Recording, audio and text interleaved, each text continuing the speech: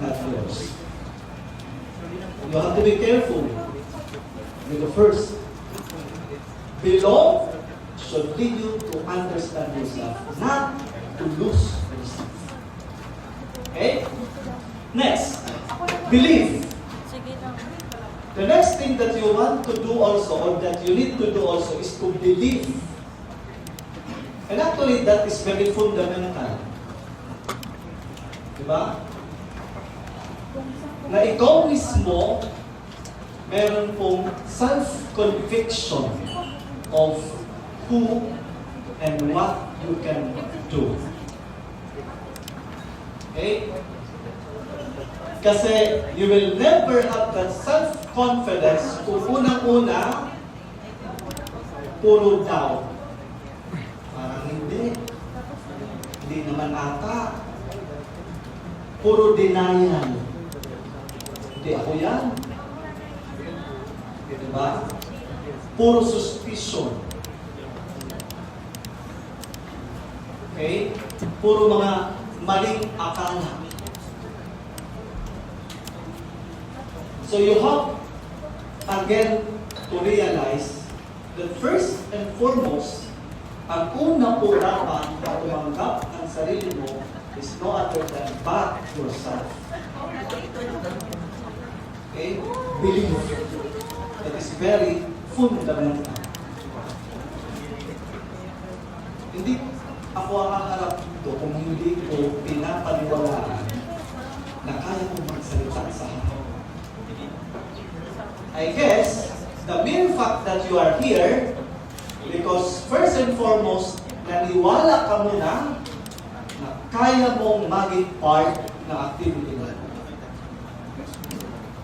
Kahit sabihin natin, sinabihan ka, ikaw na mag-represent. Minsan kasi we cannot do away with that.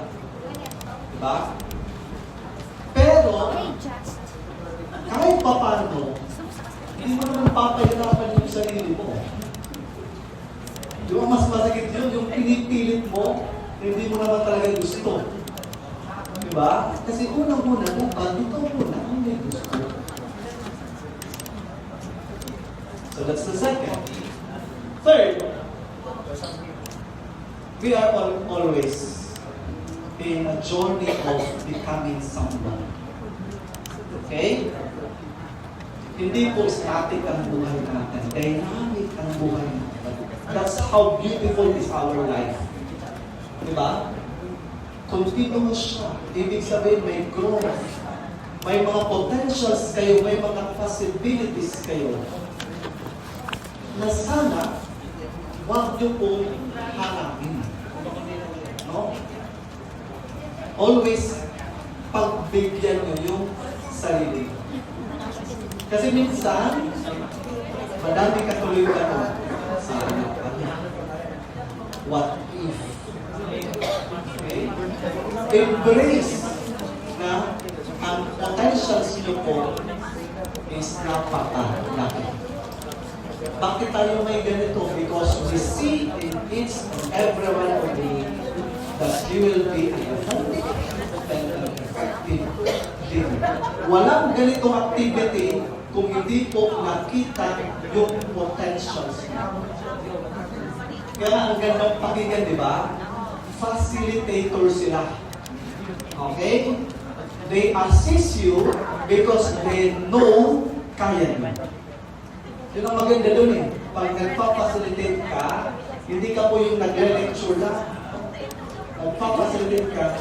Kasi first and foremost, they believe kaya nyo.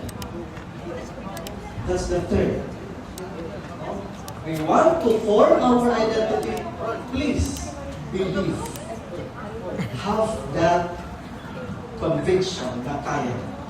Because you may belong, but don't forget yourself. Have that self-confidence. Because at the end, may mga potentials there. No? So tingnan natin yung isang video na.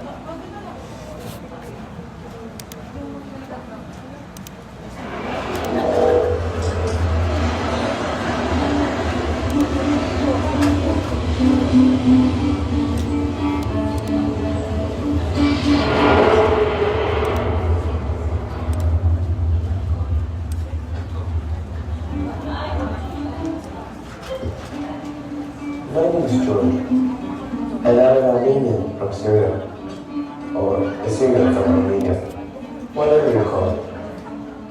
Growing up, we both know that I lived everywhere. Aleppo, Beirut, Antakya, and so on. I like it though, but I just never felt like I fit anywhere. It was strange. I kinda got used to it, you know. That's just the way it is. Cause I'm a bit different maybe.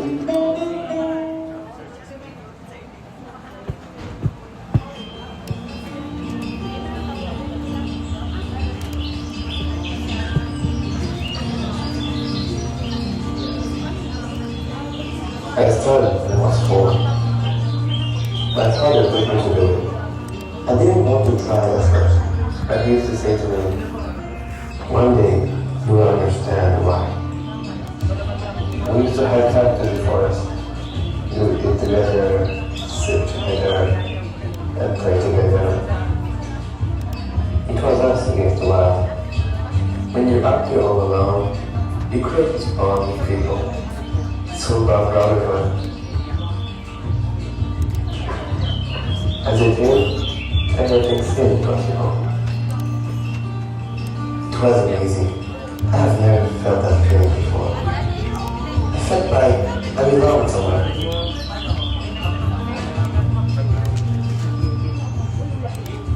ولكن كما مثلا في الصلاة أصبحت من السجن Ich war gerade ein bisschen Ich war في صوت من جنب مية ميزة أو شيء من الأسئلة أنا تخبري يا جماعة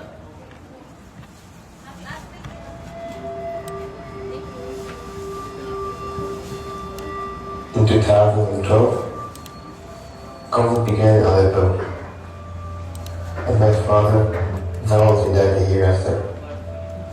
It was devastating for me. My family and I were threatened, so we had no choice but to leave. I'm one of the lucky ones though, the ones that arrived in peace. When I first came to Paris, I was scared. I was completely lost. It didn't feel like home.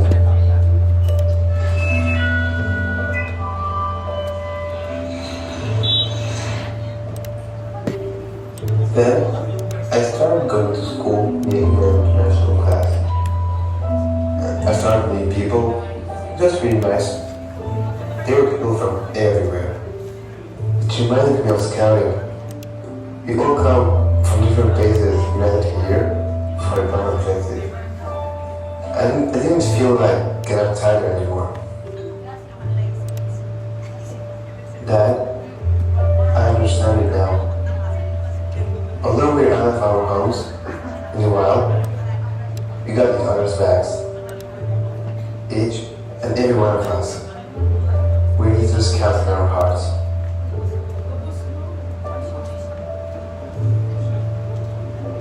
We belong.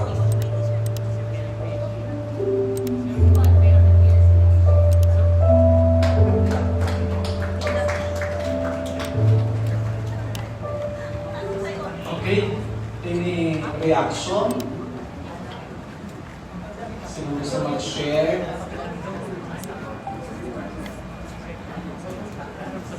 Saan pwede? From this?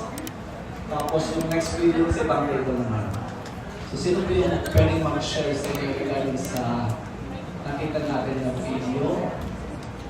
Ano yung lesson? Ano yung realization?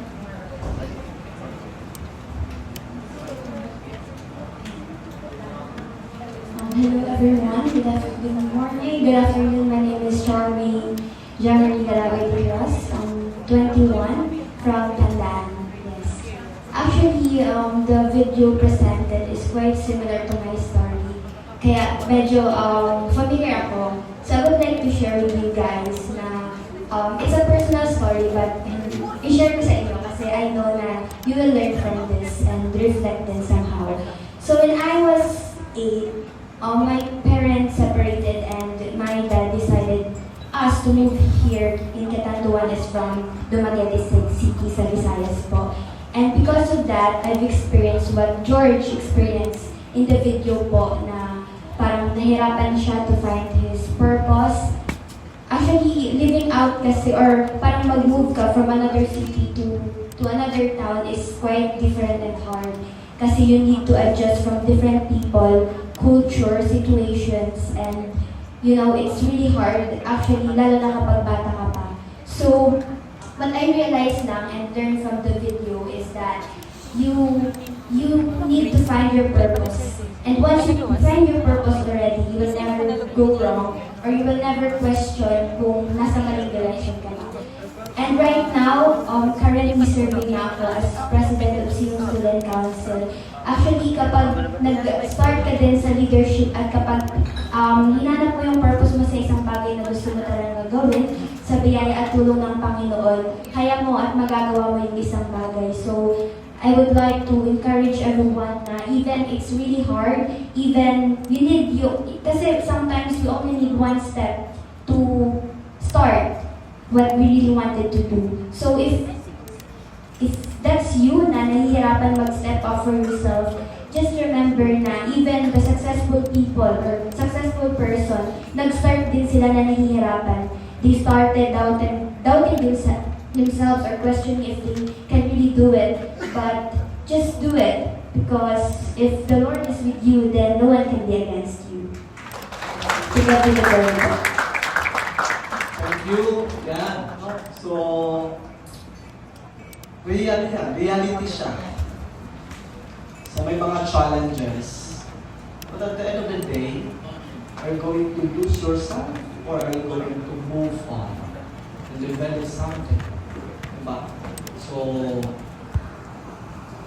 hindi naman pwede na mawalan tayo.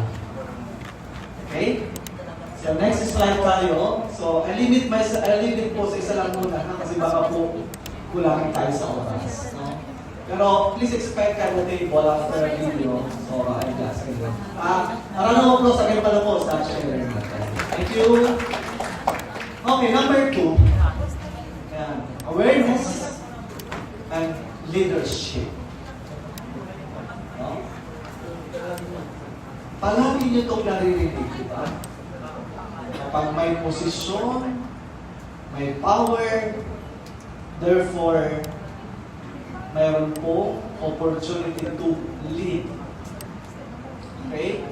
But what kind of leadership?